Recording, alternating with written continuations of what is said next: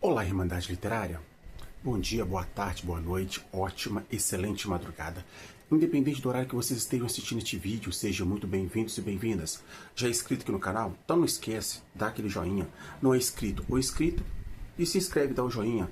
Essa é a maneira que você pode me ajudar a fazer o meu conteúdo a crescer aqui dentro da plataforma.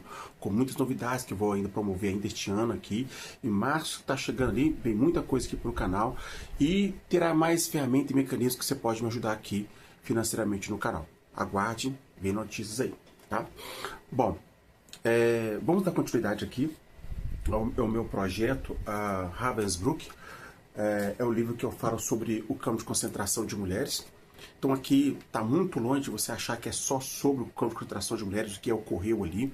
Aqui é contando desde o início da guerra, né, quando os nazistas ali venceram de maneira sem golpe, sem nada, entraram no parlamento com as suas ideias loucas, egocêntricas e bizarras com o expansionismo. E quem não tivesse um sangue azul, um sangue ariano, você era como um anátema que você deveria ser morto, né? Contando a omissão e a loucura de pessoas que também sabiam da guerra e acharam que Hitler estava fazendo sobre o campo de concentração era apenas uma prisão como qualquer de uma penitenciária, de pessoas que faziam coisa errada. Então a gente mandava o que não era verdade, tá muito mais além disso. É contado aqui bem no começo do livro de a grande imprensa dos Estados Unidos, a Europa em si sabia os planos de Hitler, né? As tendências dele fazer, principalmente as tendências antissemita e expansionista, mas é apenas um bobão ali e tal, que está querendo se promover com sua população. Mas quando eles viram que o negócio não era bem assim, as coisas, enfim, nós vamos falar aqui sobre o decorrer do livro. Este capítulo é o capítulo 28, que chama-se Aberturas. Eu poderia chamá-lo de capítulo 18 de omissão e perversidade. É uma das coisas mais terríveis que você possa imaginar.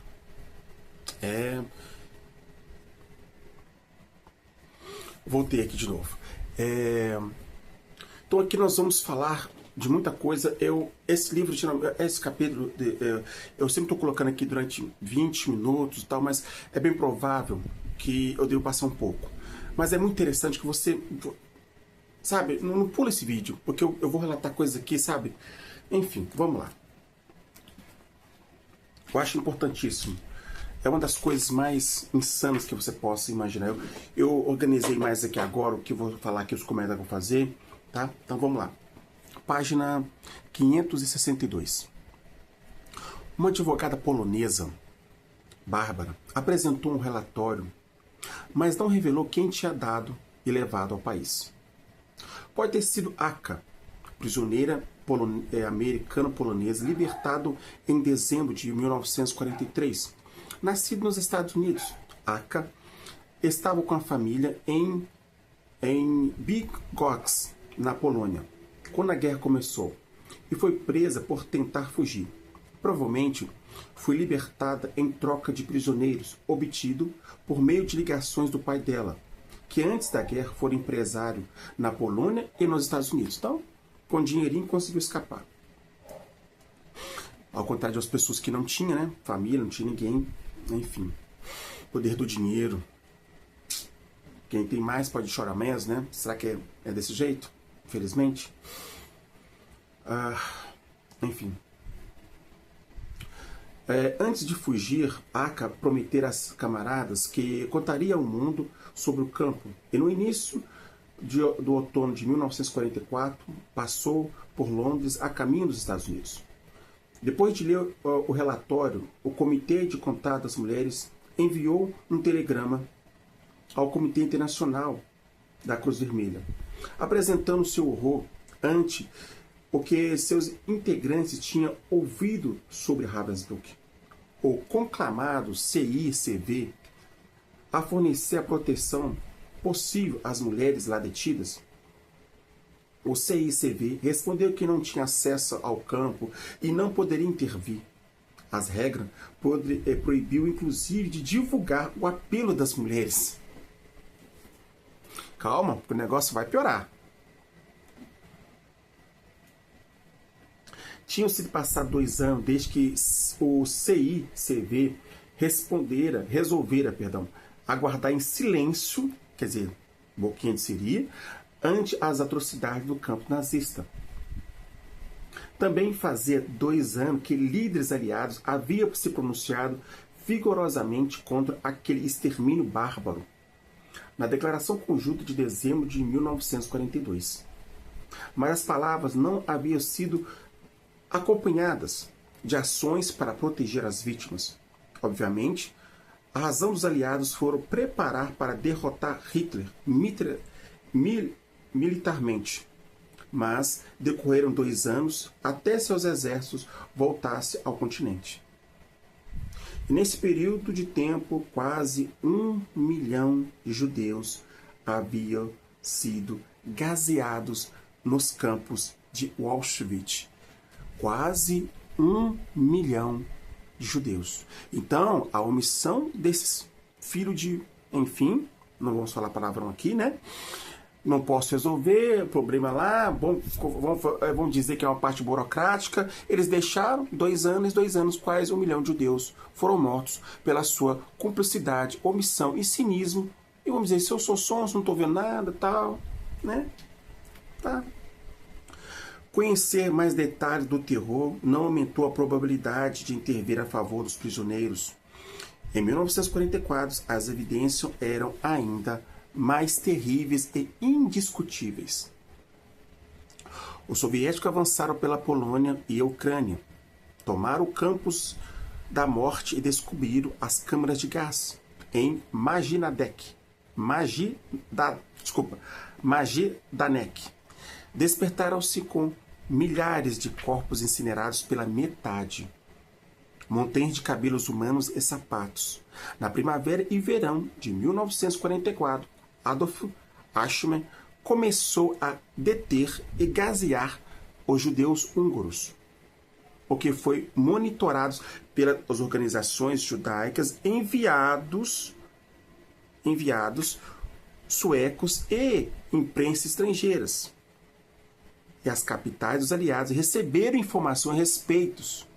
Editores de Schwist, a estação de rádio clandestina, receberam novos relatórios gráficos sobre o Auschwitz.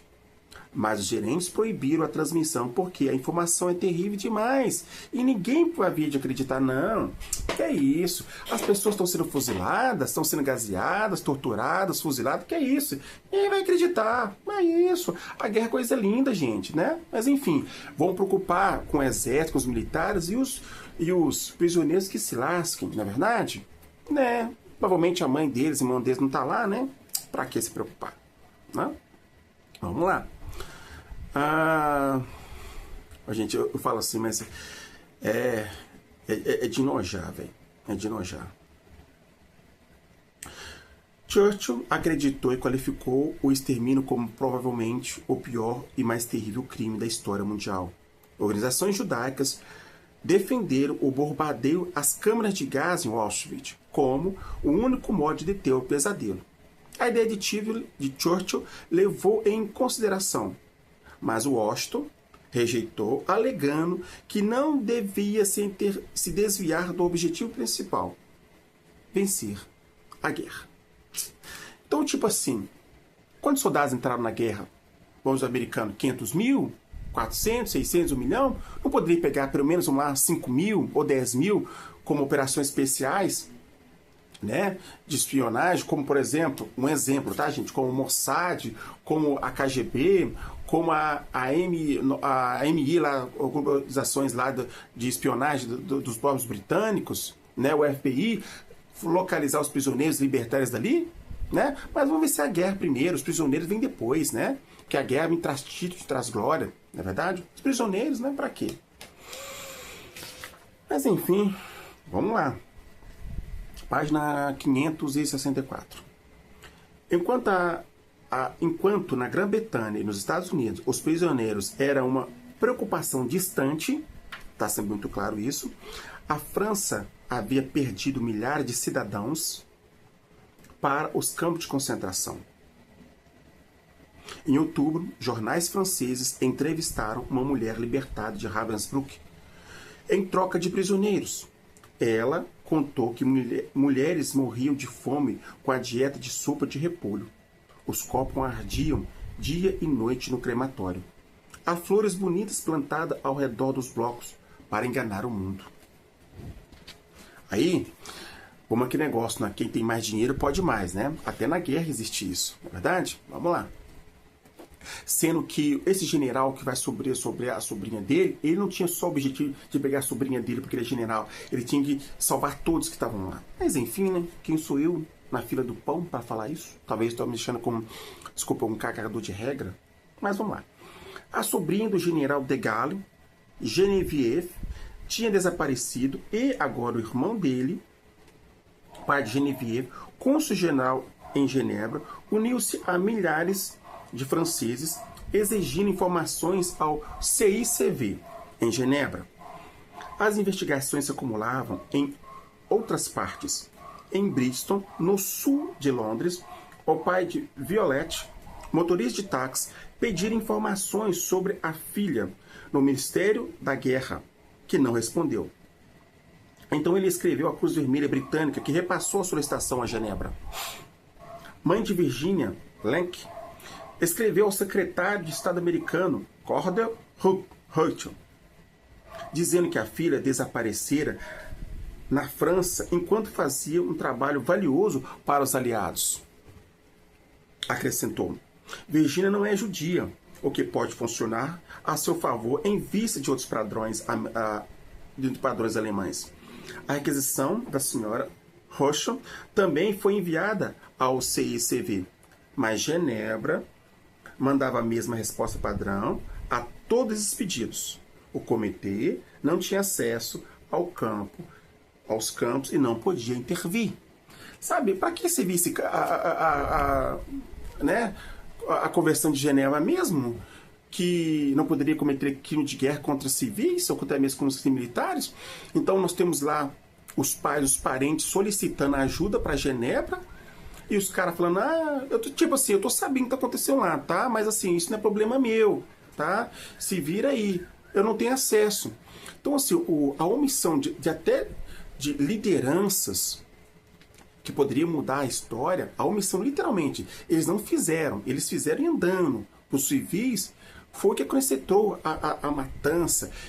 Sabe, fica uma coisa meio no ar que fica a impressão, eu estou usando o benefício da dúvida, que tipo assim, quanto mais morte, pior, porque os nazistas ficam mais queimados, que realmente não tira o fato da atrocidade que os nazistas, que a extrema-direita fez. Tá? Mas existe a omissão, sim, de país, vou falar aqui da Suécia, principalmente, tá? Aqui está dizendo claramente que a Grã-Bretanha e os Estados Unidos se lixaram para os civis, que realmente estavam preocupados em só querer vencer militarmente o Hitler. Eles tinham a possibilidade, sim, de poder fazer alguma coisa, talvez não conseguiriam libertar todo mundo, porque muitos prisioneiros já tinham morrido ali dentro, estava ou de fome, ou de doença, ou de tortura, mas poderia ter feito. Libertou, mas as mortes poderiam ter sido menos. Isso é muito claro. Isso aqui é muito claro aqui. Mais claro que isso não tem como. Vamos lá, vamos dar continuidade.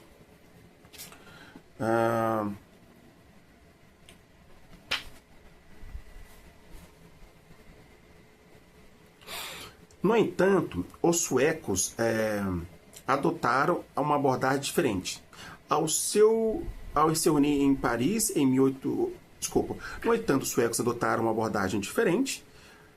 Ao se reunirem em Paris em outubro de 1944, Fouque e Raoult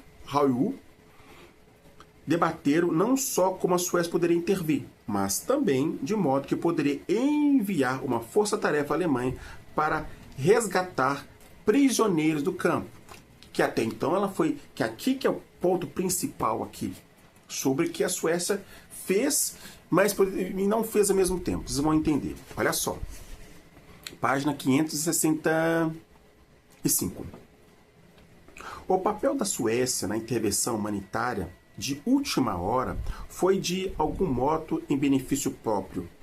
Neutro, desde o início da guerra, em 1944, o país descobriu que a neutralidade podia ser incômoda. Verdade? A vitória dos aliados já era certeza virtual. a extensão dos crimes de guerra alemães já se fazia cada vez mais visível. Não me diga, sério. Estocolmo poderia responder pelas acusações de não ter cumprido seu papel para livrar o mundo da máquina nazista de Hitler, se agisse prontamente para ajudar os prisioneiros. Isso também ocorreria para refazer as pontes com seus vizinhos.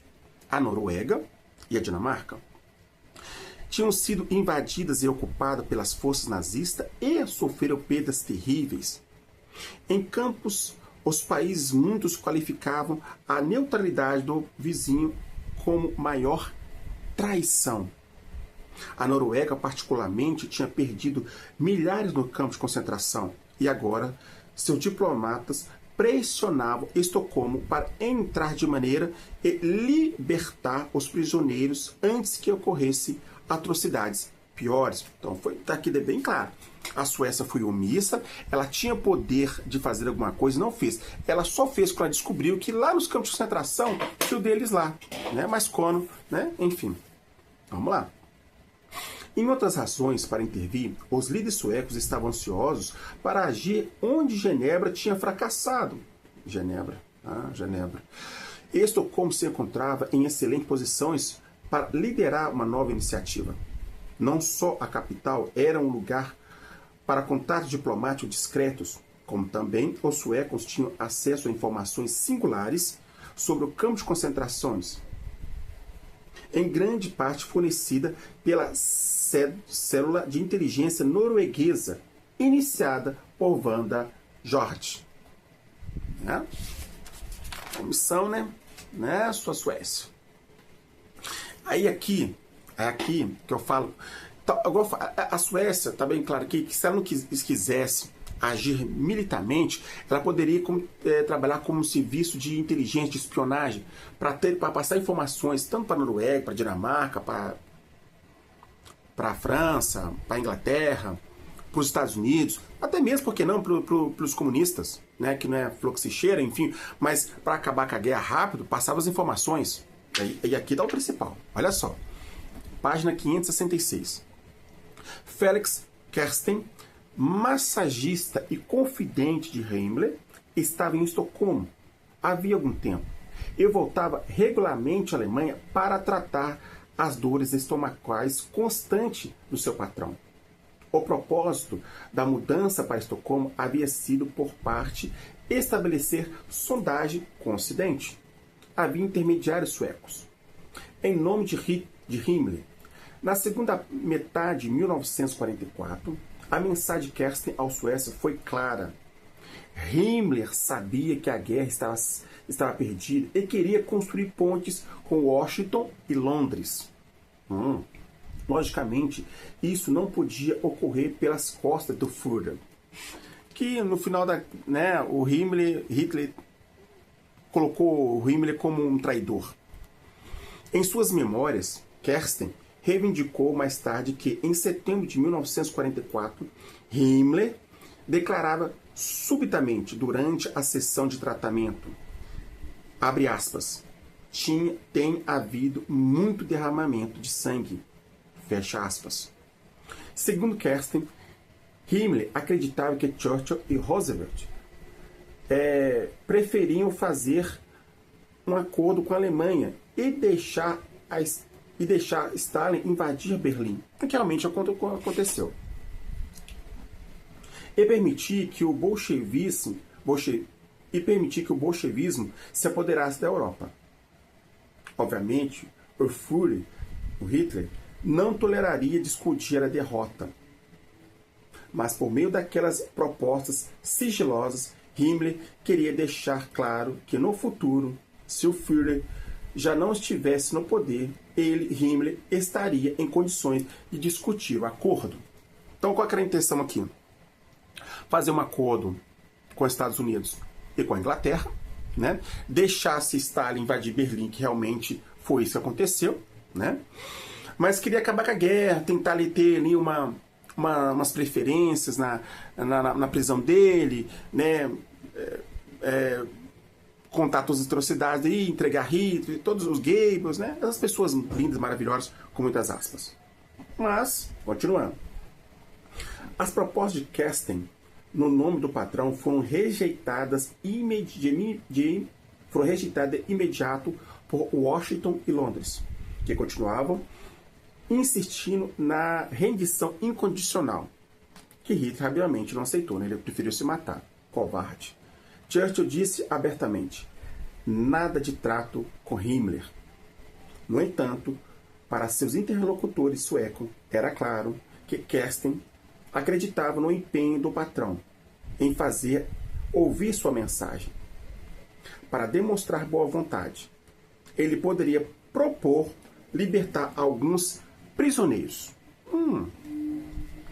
Os suecos não haveriam motivo para que a oferta não fosse explorada e que conseguisse o máximo de libertações que pudesse, mesmo que o objetivo de Himmler era garantir a paz em separado e não tivesse chance. Então, na verdade, vamos lá. Washington e Londres não fizeram acordo neste momento com Himmler, correto? Churchill descartou de imediato, não fazer um acordo com esses nazistas, assassinos, esses loucos, tá? Se rendem, vocês vão ter um julgamento, tal. E deixa lá, né, a União Soviética a invadir Berlim, né? E, né, claro, né, Hitler foi fazer aquela loucura, né, de invadir Stalingrado.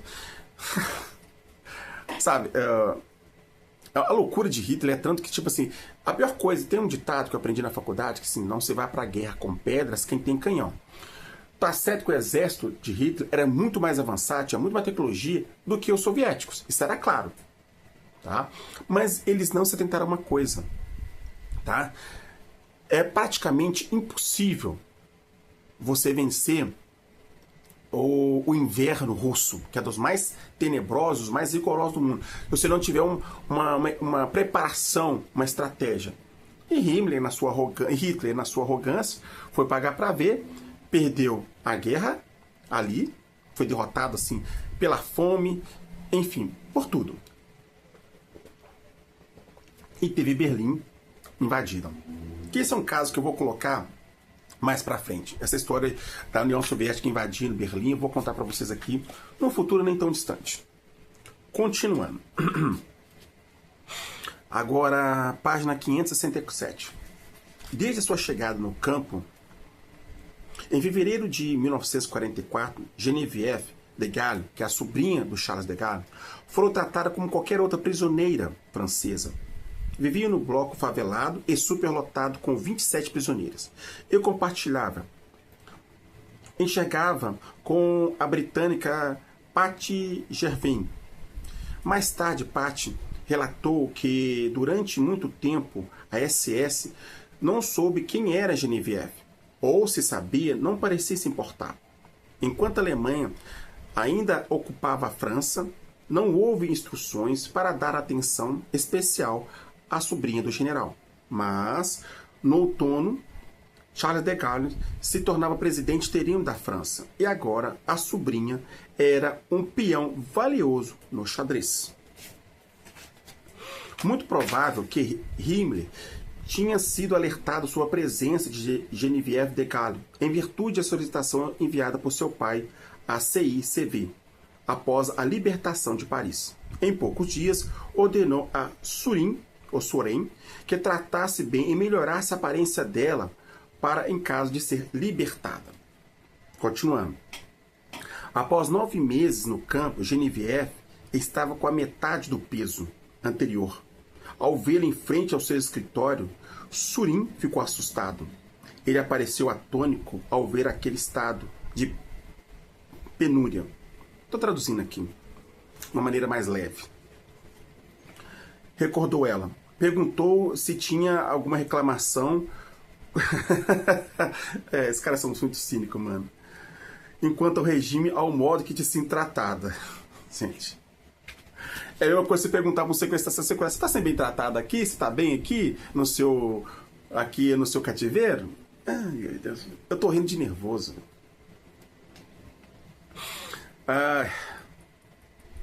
Sem querer chamar a atenção para si mesma, ela aproveitou para protestar em nome de todo o campo, contra o modo abominável que as prisioneiras eram tratadas, as francesas em especial.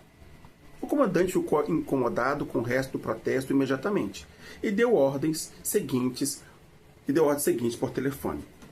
Transferiu para um dos blocos dos privilegiados, com muitas aspas, deu-me um trabalho no escritório, foi marcar uma consulta médica ao médico, com esse Trent, que é um assassino, coitado. Mas enfim, por ele, né? Ele, com essa briga especial, ele deu um tratamento melhor para ela. Apesar de protestar, estar sendo tratada com favoritismo, Genevieve viu então toda a equipe de Surin se mobilizar à sua volta, como se não houvesse tempo a perder para melhorar sua saúde. Ela recebeu uma sopa a mais de substâncias e internou no melhor bloco do hospital. Foi a primeira vez que vi a gente doente ser tratada no campo. Continuando. Só mais tarde ela entendeu toda aquela correria, no dia em que foi ao escritório de Surin, em 3 de outubro de 1944. Himmler ofereceu ao tio uma troca por alemão preso na França. Dia depois, Odette Sazon, 2 dias depois, Odette Sazon, a SS, conhecida como Churchill, também passou a ser bem tratada. Essa Odette aqui, ela era, digamos assim, uma amante do sobrinho de Churchill. Então ela tinha ali, né, umas costas quentes ali, com a alta hierarquia ali do parlamento inglês. Odette estava numa cela privilegiada desde que chegaram, em julho de 1944. Mas a cela no porão do bunker era escura e úmida. Ela sofria de dores glandulares e seu cabelo caía aos tufos. Então, até mesmo, né? Então, vamos supor, nós tínhamos uma sobrinha ali de um general, que depois foi o presidente interino da França. Então ela estava ali no meio favelado, dos civis comuns, mas como ela tinha ali um parentesco, ela foi para uma cela melhor. Mesma coisa dessa Odette, que era uma amante do sobrinho ali do Churchill. Né? Será que é tão diferente do Brasil de hoje? Será? Continuando. Em 5 de outubro, uma enfermeira examinou a cela. Como no caso de Genevieve, havia súbita emergência de melhorar sua saúde. Ela foi para a radiografia, mostrou que contraía tuberculose. Surin apareceu alguns dias depois e anunciou que ela seria transferida para a cela do térreo. O especialista examinaria o QG do comandante, onde ela recebia tratamento especial com ultravioleta para deter a queda de cabelo com raios infravermelhos para os pulmões. Enquanto Genevieve e Odette eram mimadas com vistas a uma possível libertação, Gemma Legardian, a terceira irmã mais valiosa de Himmler, continuava recebendo tratamento especial no bloco 2. A diferença entre as duas, porém, ela não era alvo de qualquer atenção extra da SS. Em outubro de 1944, talvez não fizesse parte do acordo. O mais provável é que, por viver no bloco privilegiado, sua saúde não tivesse tão abalada. De qualquer modo, fosse qual fosse o acordo arquitetado por Himmler, nada se materializou e nenhuma das três foram libertadas. Elas próprias não esperavam por isso. Tampouco tinham ilusão de que privilégios anunciasse o fim antecipado do pesadelo de Ravensbrück. Como as outras, elas viviam em condições piorarem diariamente.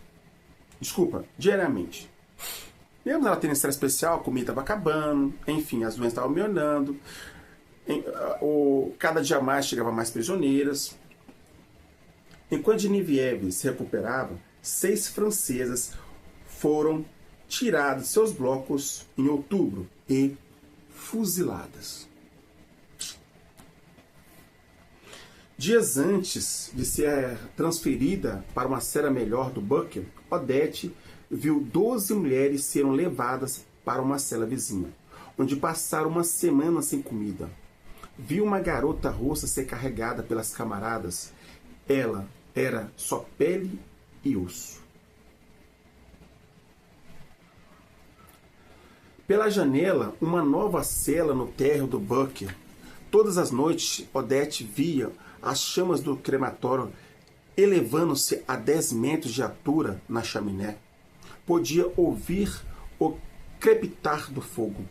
Havia uma quantidade considerável de fumaça preta e um cheiro insuportável. Quando abria a janela, a cela se enchia de cinzas.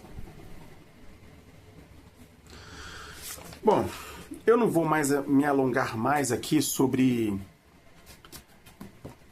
Eu acho que já é o suficiente, né, para essa atrocidade, para essa loucura, né? Então, aqui, capítulo 28, que é chamado como aberturas, eu posso chamar de omissão e crueldade.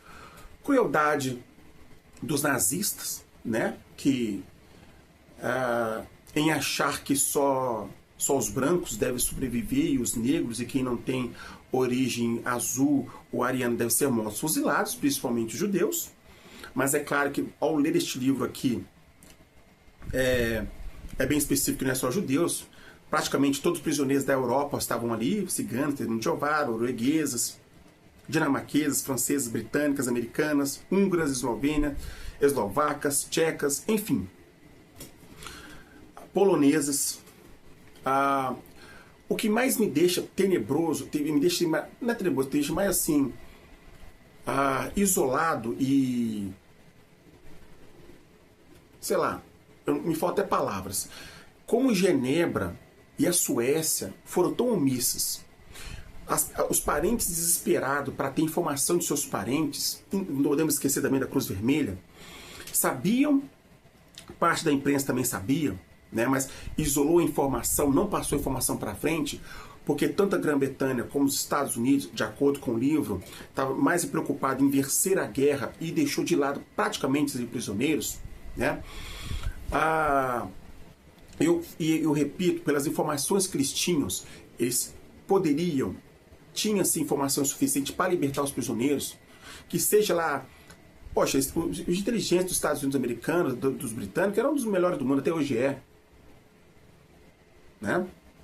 Os judeus também sabiam das coisas ali. Poderiam montar uma organização especial para libertar, mas vamos preocupar ali com a guerra, vamos vencer os nazistas. Então, tá claro, tá?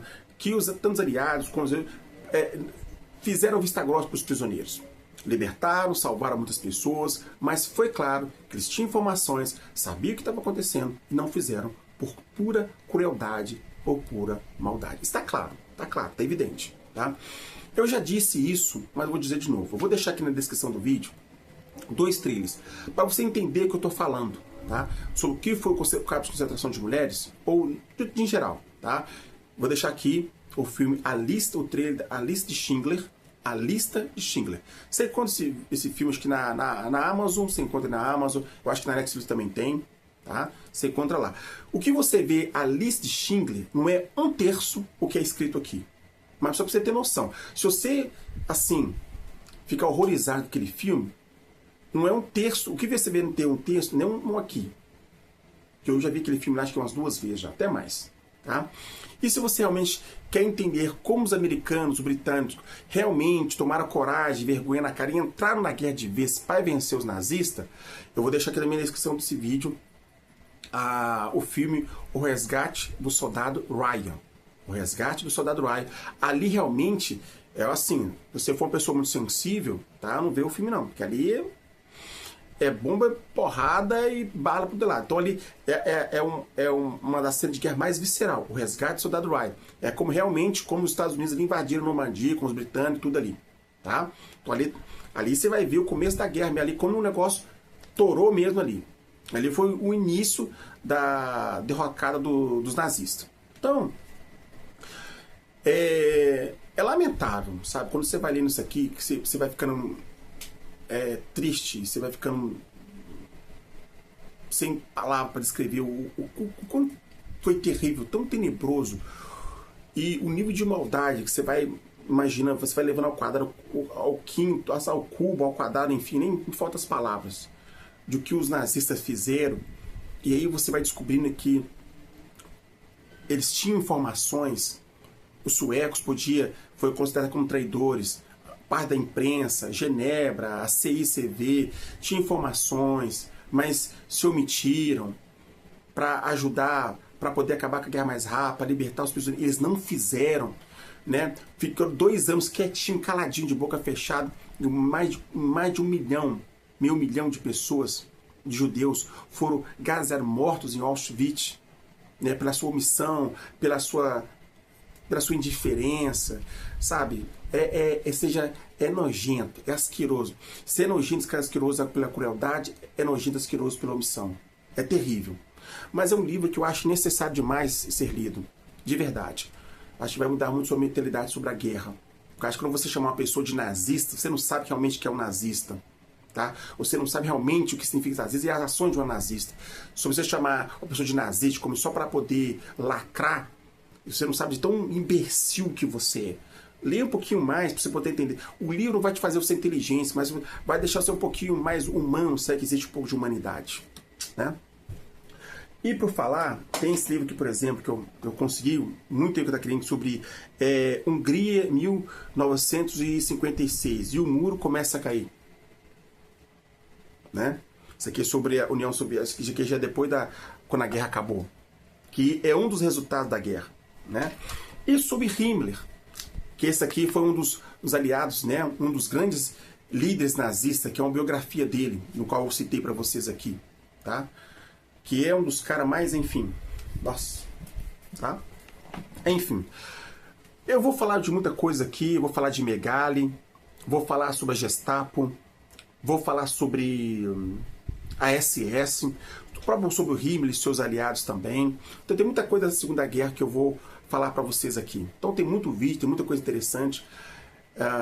Eu estou montando mais vídeos aqui para o canal, tem muita coisa. Vou criar mecanismos, vou repetir de novo, vou criar mecanismos para que você possa me apoiar aqui no canal financeiramente.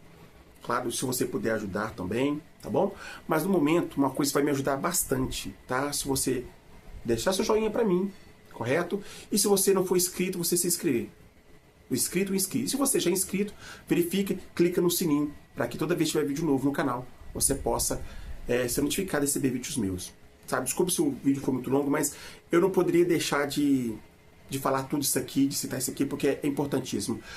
Dói pela crueldade dos nazistas e dói muito mais porque muita gente ficou quieta, poderia ter tomado algumas ações, mas tipo assim, né? Enquanto a água não bateu no pescoço e não pegou algum dos seus civis, dos seus militares, tipo, não é problema meu. E sendo que de uma maneira indireta ou informal, você podia passar informações para os seus aliados, para as pessoas, para que poder salvar as outras pessoas, né? Mas diferença, né? Não tinha um parente, né? Enfim, para que eu vou gastar meu dinheiro para essas informações que se lasca para lá, né? É duro, mas você vai vendo cada vez mais o lado sombra das pessoas, o que elas são capazes de fazer. Não é isso? Então é isso, gente. Então esse foi o 28º capítulo, aberturas, do meu projeto Ravensbrück, o campo de concentração de mulheres. Tá certo? Muito obrigado por ter assistido esse vídeo até o final. Então tá aqui a resenha. Tá bom? Então é isso. Forte abraço, fique bem. E a gente se vê até o próximo vídeo. Até lá.